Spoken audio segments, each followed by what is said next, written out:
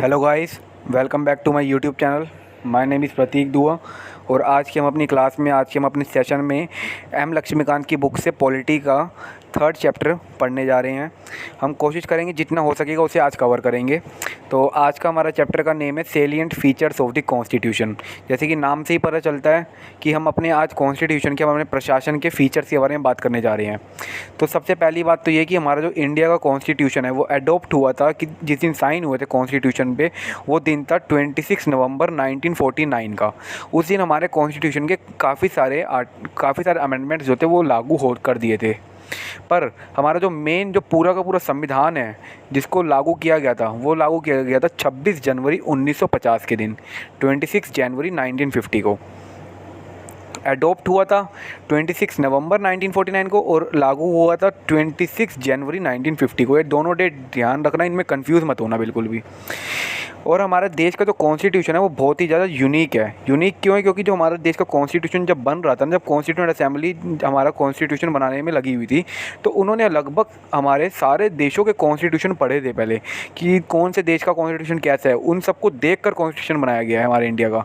लगभग 60 देशों के कॉन्स्टिट्यूशन को देखकर हमारे इंडिया का कॉन्स्टिट्यूशन बनाया गया है। और हमारे इंडिया के कॉन्स्टिट्यूशन में काफ़ी सारे अमेंडमेंट्स एक्ट्स हुए हैं, काफ़ी सारे चेंजेस लाए गए हैं। अब एक हमारा 42nd अमेंडमेंट एक्ट होता है 1976 में, जिसको हम मिनी कॉन्स्टिट्यूशन के नाम से भी जानते हैं। उसको मिनी कॉन्स्टिट्यूशन के नाम से इसलिए जानते हैं क्योंकि जब ये एक्ट होता है तो हमारे कॉन्स्टिट्यूशन में बहुत सारे चेंजेस किए जाते हैं, तो इसलिए इसको जाना जाता है मिनी कॉन्स्टिट्यूशन के नाम से। एक हमारा होता है केशवानंदा भारती केस, जो कि 1973 में होता है, जिसमें सुप्रीम कोर्ट ये कहता है कि जो पार्लियामेंट होगा वो पार्लियामेंट हमारे कॉन्स्टिट्यूशन के बेसिक स्ट्रक्चर को एनफोर्स एंड एक्ट नहीं कर सकता। मतलब कि पार्लियामेंट हमारा कॉन्स्टिट्यूशन का जो बेसिक स्ट्रक्चर होगा ना, उसको एनेबल नहीं कर सकता, उसको नहीं बना सकता। उसको बनाने के लिए अलग से कॉन्स्टिट्यूएंट असेंबली ही बनाई जाएगी, पार्लियामेंट जो होगा वो नहीं करेगा।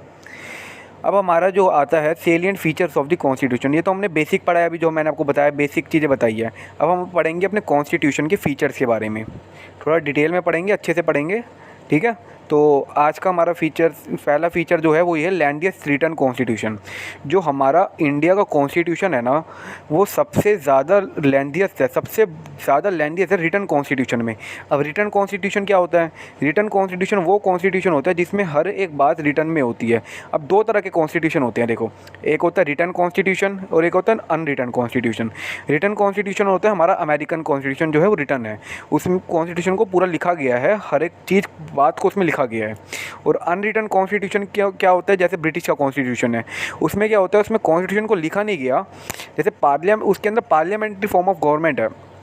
अब उसमें पार्लियामेंट जो होता है, मतलब कि उसमें क्या होता है, जैसे कि ब्रिटिश के कॉन्स्टिट्यूशन में क्या है कि जैसे अगर कोई भी बात, कोई भी दुर्घटना, कोई भी ऐसी चीज़ होती है, तो उसके हैंड टू हैंड उसी वक्त लॉ को पास कर देते हैं।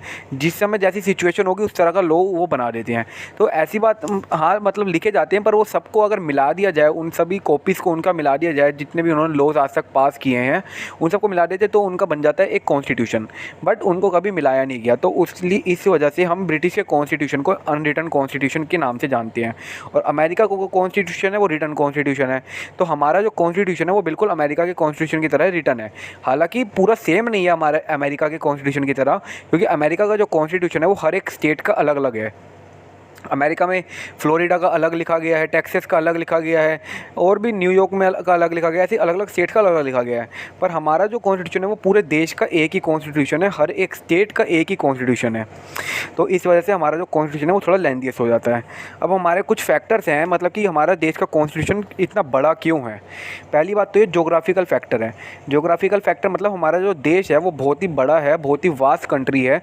इसके अंदर बहुत ही तरह के रिलीजन है, बहुत ही तरह की डाइवर्सिटीज़ हैं, बहुत ही सारे कल्चर्स हैं। तो उन सबको देखकर एक कॉन्स्टिट्यूशन बनाना थोड़ा सा लेंथियस हो जाता है। दूसरी बात इसमें ये होती है हिस्टोरिकल फैक्टर।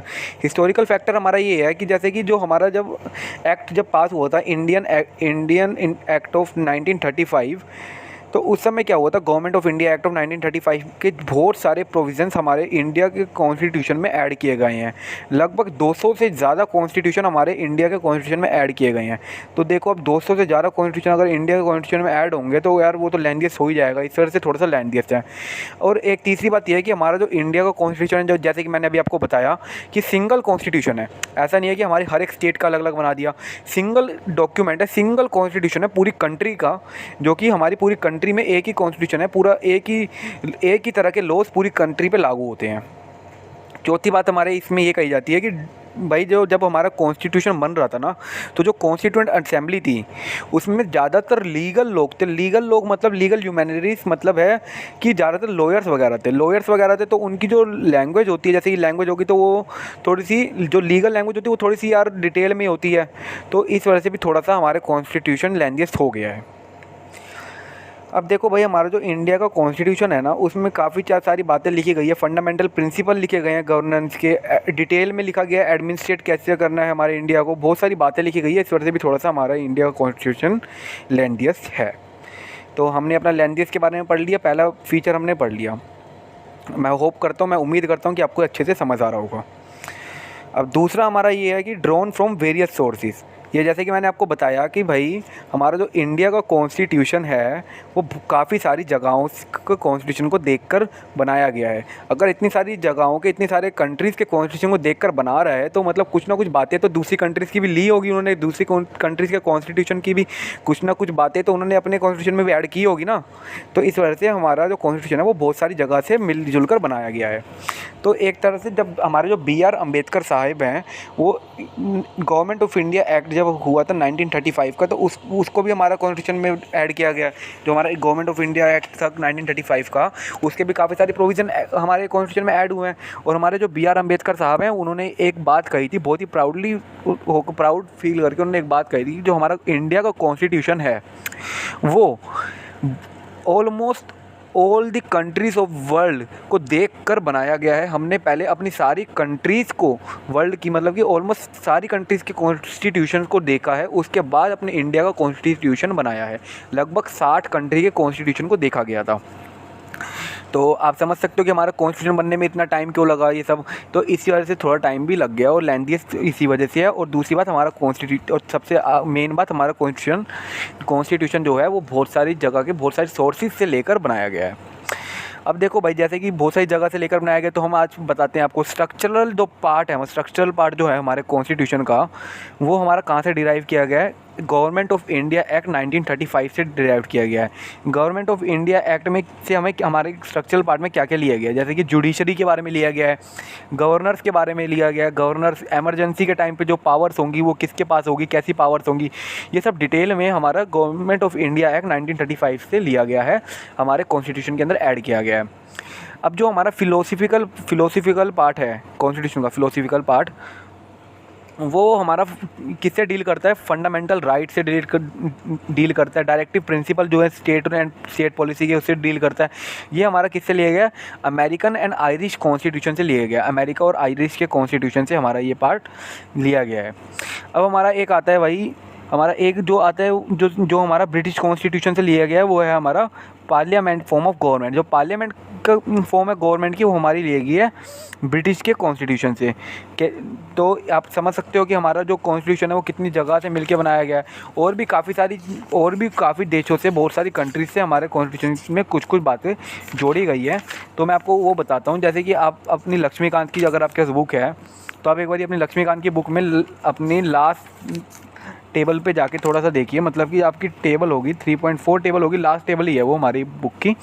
तो उस पर जाकर देखिए, इस चैप्टर की लास्ट टेबल होगी, उसमें ये लिखा गया है कि जो गवर्नमेंट ऑफ इंडिया, हमारा कॉन्स्टिट्यूशन में क्या क्या बातें जोड़ी गई। गवर्नमेंट ऑफ इंडिया एक्ट 1935 से हमारे कॉन्स्टिट्यूशन में फेडरल स्कीम के बारे में लिखा गया है, ऑफिस ऑफ गवर्नर के बारे में लिखा गया, जुडिशरी कैसे काम करेगी, पब्लिक सर्विस कमीशन कैसे काम करेगा, और एमरजेंसी में क्या क्या पावर्स होंगी, एडमिनिस्ट्रेटिव डिटेल लिखी गई, एडमिनिस्ट्रेट कैसे करेंगे अपने देश को। ब्रिटिश कॉन्स्टिट्यूशन से हमारे पार्लियामेंट्री फॉर्म ऑफ गवर्नमेंट ली गई है, पार्लियामेंट के बारे में लिया गया है। रूल ऑफ लॉ लिखा गया है कि लॉ जो होएगा उसके बारे में लिखा गया है। लेजिस्लेटिव प्रोसीजर लिखा गया है कि जो हमारा लॉस बनेंगे वो कैसे बनाए जाएंगे, ये सब हमारा ब्रिटिश से लिया गया। सिटीजनशिप के बारे में हो गया, बाईकैमरलिज्म हो गया। अब हमारा एक यूएस कॉन्स्टिट्यूशन से क्या लिया गया, फंडामेंटल राइट्स के बारे में यूएस कॉन्स्टिट्यूशन के बारे से लिया गया है। इंडिपेंडेंस ऑफ जुडिशरी जो है हमारी, वो हमारी वहाँ से ली गई है यूएस से। और वाइस प्रेसिडेंट का जो इलेक्शन होगा, पोस्ट होएगी, वो सब कहाँ से कैसे होएगी, प्रेसिडेंट की इलेक्शन कैसे होंगे, वो सब कुछ हमारा जो है अलग अलग जगहों से लिया गया। आयरिश कॉन्स्टिट्यूशन से क्या लिया गया है, directive principle of state policy लिया गया है। नॉमिनेशन कैसे होगा, नॉमिनेट कैसे किया जाएगा राज्यसभा के मेंबर को, ये हमारा आयरिश कॉन्स्टिट्यूशन से लिया गया है। देखो आयरिश कॉन्स्टिट्यूशन से लिया गया हमारा नॉमिनेशन कैसे होगा राज्यसभा का।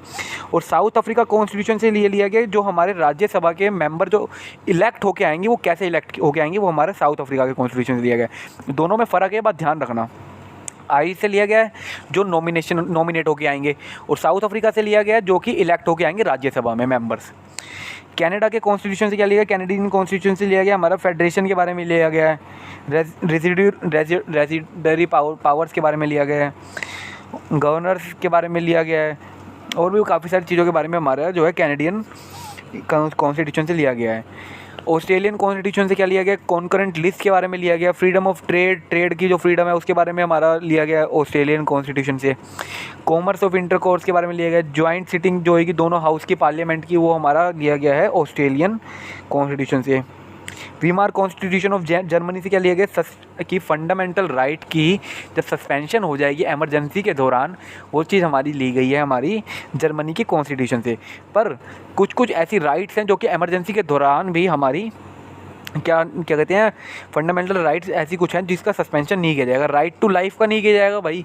अगर राइट टू लाइफ का ही कर देंगे तो बंदे जीना ही छोड़ देंगे, ऐसे तो जिएंगे कौन। मतलब कि अगर हमारी लाइफ को ही सस्पेंड कर दिया जाए तो यार ये तो बहुत ही गलत बात हो जाएगी। रिस्ट्रिक्ट इस चीज़ के ऊपर सस्पेंशन नहीं होगा। कुछ कुछ राइट्स हैं जिनके ऊपर सस्पेंशन नहीं होगा इमरजेंसी के दौरान भी, तो वो मैं आपको आगे वाली क्लासेस में, आगे वाले चैप्टर में डिटेल में बताऊँगा। ठीक है, तो हमारा जो रशिया के कॉन्स्टिट्यूशन से लिया गया वो लिया गया फंडामेंटल ड्यूटीज़ के बारे में लिया गया, जस्टिस के बारे में लिया गया, सोशल इकोनॉमिक और पॉलिटिकल जस्टिस क्या, वो ड्यूटीज़ हमारी क्या क्या है, इन सब के बारे में लिया गया है। और प्रियम्बल जो है हमारा, वो सारा का सारा प्रियम्बल के बारे में जो देखेंगे वो सब हमारा रशिया से लिया गया है। फ्रेंच के कॉन्स्टिट्यूशन से क्या लिया गया, रिपब्लिक आइडियल्स लिए गए हैं, लिबर्टी के बारे में लिया गया, इक्वालिटी के बारे में लिया गया है हमारा फ्रेंच कॉन्स्टिट्यूशन से।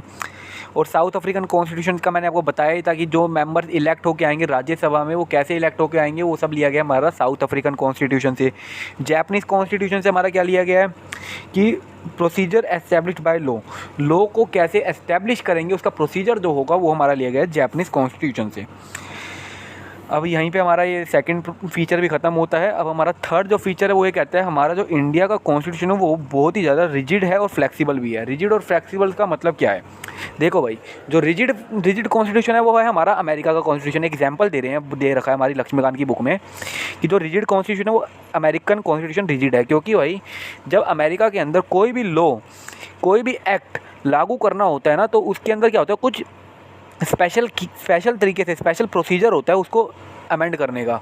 पर जो हमारा जो फ्लेक्सिबल होता है, जैसे ब्रिटिश का है, ब्रिटिश कॉन्स्टिट्यूशन क्या फ्लेक्सिबल है, उसके अंदर ऑर्डिनरी लॉस वगैरह जो होते हैं वो सब आसानी से हो जाते हैं। मतलब कि पार्लियामेंट्री फॉर्म ऑफ गवर्नमेंट है उनकी, तो फिर वहाँ पे पार्लियामेंट के अंदर जो भी लॉ उन्होंने बनाया है, जो भी जैसा भी लॉ बनाते हैं, तो वो बहुत आसानी से हमारा जो होता है एक्ट में आ जाता है। तो अब क्या है, देखो भाई, हमारा जो इंडिया कॉन्स्टिट्यूशन है वो रिजिड भी और फ्लेक्सिबल भी है। कुछ लॉस तो हमारे आसानी से पास हो जाते हैं और कुछ लॉस का कुछ स्पेशल तरीका होता है पास करने का।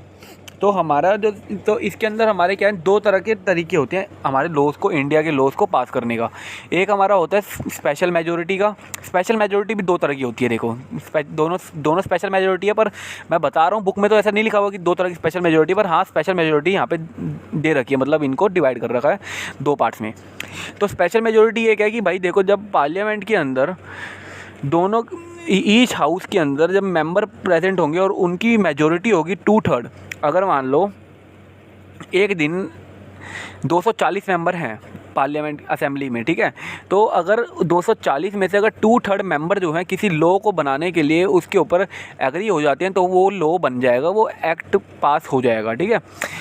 दूसरी चीज़ ये होती है, बी पार्ट हमारा, बी पॉइंट में हमारा ये कह रखा है कि स्पेशल मेजॉरिटी इस तरह की कही जाएगी कि अगर भाई, अगर हमारी स्टेट जो है state half of the state अगर मान जाती है तो फिर मतलब कि बन जाएगा, लॉ बन जाएगा। अगर मान लो एक दिन हमारे उसके अंदर 200 लोग प्रेजेंट है, सिंपल, ठीक है, तो अगर हाफ असेंबली जो होएगी, मतलब अगर मान लो हमारे टोटल पार्लियामेंट में कितने मेंबर होते हैं राज, 545 लोग होते हैं। 545 में से अगर उस दिन कितने लोग प्रेजेंट हैं, आधे लोग प्रेजेंट होने चाहिए, और जो आधे लोग प्रेजेंट होंगे ना उसकी 2/3 लोग अगर मान जाते हैं कि हमारा ये लॉ को पास कर देना चाहिए, एक्ट में आ जाना चाहिए, तो वो बन जाता है।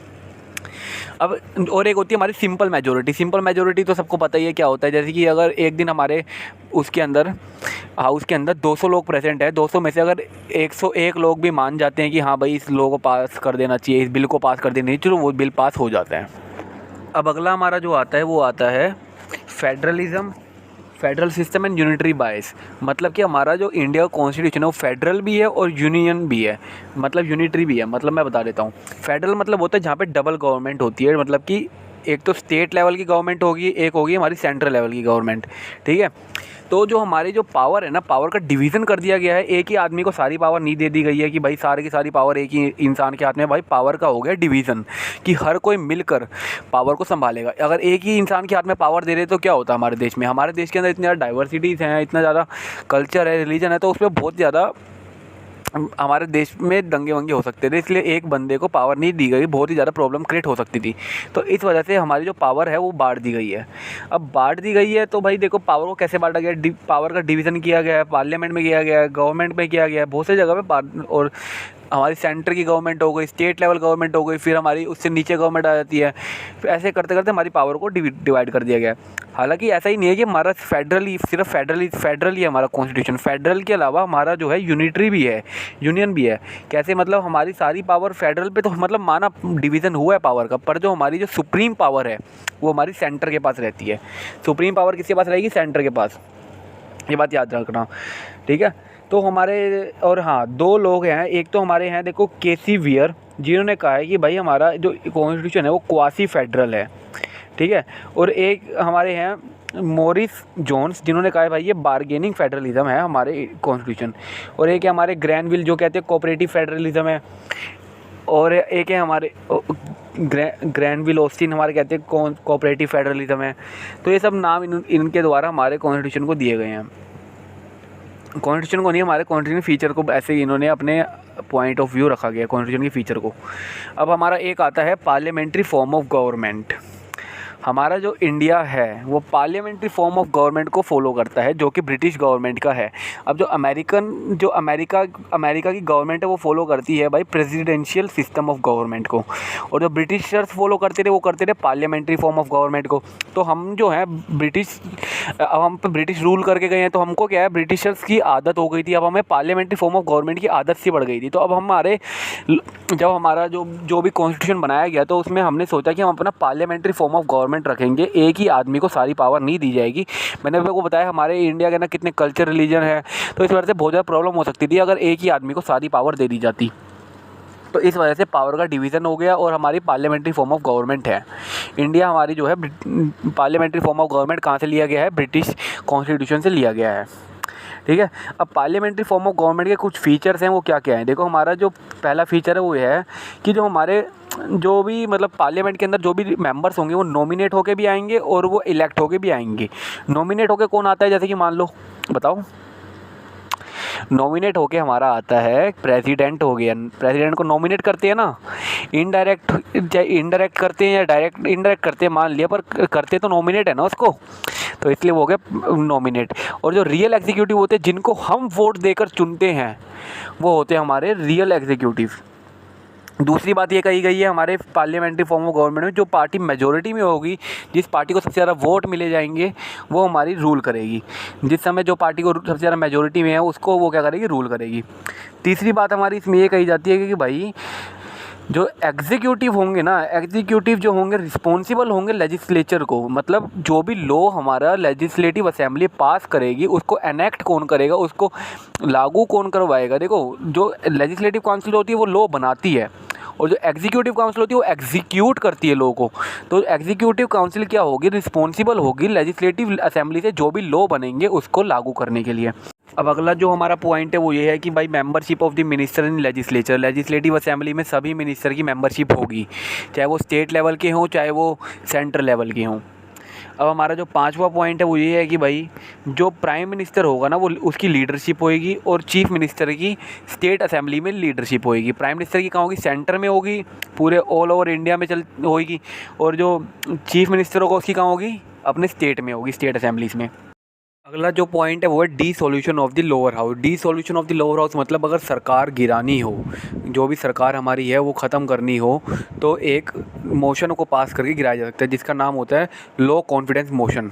उसको पास करने के बाद उस सरकार को गिराया जा सकता है। अब भाई कुछ लोग तो ये बोलते हैं कि हमारा इंडिया का जो पार्लियामेंट है वो सॉवरन बॉडी नहीं है ब्रिटिश पार्लियामेंट की तरह। पर यार एक बात बताओ, तुम खुद अपने दिमाग से बताओ, अगर इंडिया का पार्लियामेंट सॉवरन बॉडी नहीं होता तो जो उसके इलेक्शन होते हैं, वो जो इलेक्ट करके लाए जाते हैं हमारे हेड वगैरह, उसके इलेक्शन क्यों होते। चलो इलेक्शन माना हमने, प्रेसिडेंट के इलेक्शन एक तरह से इनडायरेक्ट होते हैं, पर जो प्रेसिडेंट को जो हमारे इलेक्ट करते हैं वो हमारे रिप्रेजेंटेटिव ही तो इलेक्ट करते हैं, जिनको हम चुनते हैं उन्हें वही तो इलेक्ट करते हैं ना। यार ये बात मेरे को अच्छी नहीं लगी, मतलब कि यार कि मतलब दिल पे लग गई भाई ये बात, मेरे बुरा लगता है यार। और हाँ, जो हमारा ब्रिटिश गवर्नमेंट है, ब्रिटिश पार्लियामेंट का सिस्टम है, वो क्या है, मोनार्की है। मोनार्की हेरिडेटरी है। हेरिडेटरी मतलब कि भाई जो राजा होगा, राजा का बेटा ही राजा बनेगा, ऐसे चलता है। पर हमारे इंडिया के अंदर ऐसी कोई चीज़ नहीं है। हमारे इंडिया के अंदर इलेक्शन होते हैं, और इलेक्शन जो होते हैं वो लोगों के द्वारा किए जाते हैं। जब भी मैंने आपको बताया था power derived from the people of India, ये मैंने आपको पिछले चैप्टर में एक फीचर बताया था, एक फीचर किसी एक्ट का बताया था कि power derived from the people of the India. तो जो पावर है, वो जो हमारे गवर्नमेंट को जो पावर दी जा रही है वो डिराइव कहाँ से हो रही है, हमारे लोगों से ही हो रही है, इंडिया के लोगों से ही हो रही है। तो हमारा जो इंडिया का जो सिस्टम है, जो भी हमारा इलेक्शन सिस्टम है, वो बहुत ही बढ़िया सिस्टम है। ये एकदम A1 सिस्टम है। अगला जो हमारा पॉइंट है वो है synthesis of the parliament sovereignty and judicial supremacy. भाई इसका मतलब है कि जो हमारा इंडिया है ना, उसने सुप्रीमेसी नहीं दी भाई कि हमारे जुडिशरी को सारी सुप्रीमेसी मिल गई हो, सारी पावर एक ही जगह पे चली गई हो, ऐसी बात नहीं है। तो इसका मतलब क्या है कि भाई देखो, एक तो मैं आपको थोड़ा एग्जांपल लेके बताता हूँ। जो अमेरिका है ना, अमेरिका में सुप्रीम कोर्ट जो होते हैं ना, वो बहुत ही ज़्यादा उनको माना जाता है। मतलब कि उसमें पार्लियामेंट से भी ऊपर होते हैं कोर्ट्स का डिसीजन जो होगा ना, जो भी जुडिशरी का जो डिसीजन होगा, जुडिशियल जो होगी वहाँ की सुप्रीम होगी। और ब्रिटिश में क्या होता है, ब्रिटिश में पार्लियामेंट सुप्रीम होता है। पर जो हमारा इंडिया है ना, इंडिया ने दोनों को मिलाकर हमारे जो है एक तरह से ये चीज़ बनाई है, ये बात कही है कि भाई जो हमारा इंडिया होगा ना, वो पावर सबको दी जाएगी। सिर्फ एक ही जगह पे पावर नहीं दी जाएगी कि सुप्रीम कोर्ट के पास ही सारी पावर है या फिर पार्लियामेंट के पास ही सारी पावर है। भाई सबको मिलजुल कर ही डिसीजन लिया जाएगा। अगर देखो, पार्लियामेंट अगर कोई ऐसा लॉ पास करेगा, कुछ गलत लॉ पास कर देगा, पर जो कि हमारे कॉन्स्टिट्यूशन के खिलाफ है, जो कि हमारे कॉन्स्टिट्यूशन में लिखा गया, पर उसको हमारे फुलफिलमेंट नहीं करता, तो फिर जो सुप्रीम कोर्ट होगा उस लॉ को ख़त्म कर सकता है, उस लॉ को पास होने से पहले ही ख़त्म कर देगा। पर अगर सुप्रीम कोर्ट की अपनी पावर का एक्सेस में यूज़ कर रहे हैं तो पार्लियामेंट उस पर रोक लगा सकता है। तो दोनों को मिला जुला कर ही हमारा जो है ये प्रोसीजर बनाया गया है कि भाई हमारा सुप्रीमेसी किसी को नहीं दी जाएगी, सुप्रीमेसी किसी को भी नहीं जाएगी। अमेरिकन अमेरिकन का सुप्रीम कोर्ट जो है उसका सिस्टम भी लिया गया है। सुप्रीम कोर्ट को भी हमारा मतलब पावर दी जाती है और हमारी पार्लियामेंट को भी पावर दी जाएगी। पावर को एक ही जगह पे नहीं रखा जाएगा। तो इस पॉइंट का मतलब यही था बस। तो अगला जो हमारा पॉइंट है वो है integrated and independent judiciary. Integrated and independent judiciary का मतलब ये है कि हमारी जो जुडिशरी होगी, हमारी जो सुप्रीम कोर्ट होगी, उसके ऊपर किसी का दबाव नहीं होगा, वो अपने काम खुद करेगी। उसके ऊपर किसी का दबाव नहीं होगा कि भाई उसको वो काम कर रही है तो प्राइम मिनिस्टर का दबाव है या फिर पार्लियामेंट का दबाव है। भाई वो इंडिपेंडेंट होगी एकदम, वो जो भी डिसीजन लेगी वो एकदम सही डिसीजन लेगी और उसके ऊपर किसी का दबाव नहीं डलेगा कि भाई तुम ये डिसीजन लो, ये डिसीजन, या फिर डिसीजन अपना चेंज करो। ऐसा कोई दबाव नहीं डाल सकता हमारे सुप्रीम कोर्ट के ऊपर।